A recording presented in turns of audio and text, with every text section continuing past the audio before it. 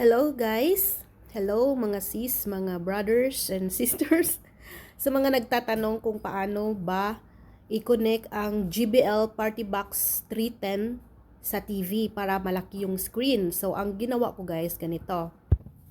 Sa cellphone guys, hanapin mo yung Smart View.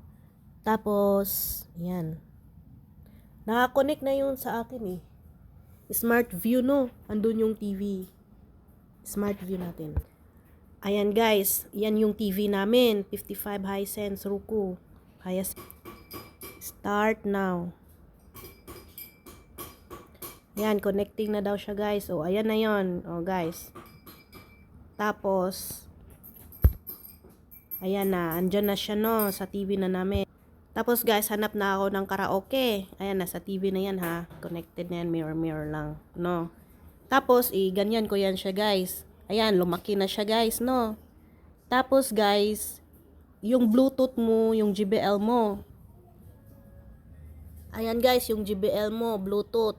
Tapos, yung cellphone mo, itong cellphone. Bluetooth mo siya ha. Tapos, ayan guys, connected na yung Bluetooth natin, no? JBL. Ayan guys, kumanta na guys ang JBL. Yan no, I recall. Ayan, kung gusto mo malaking TV, andon, i-mirror mo lang, tapos turn on mo yung Bluetooth guys. So, diba, ang social, ang ganda. Yan guys. Ayan guys, i-try nyo na sa inyong mga may JBL dyan. Mirror lang. TV to cellphone, cellphone to TV to JBL.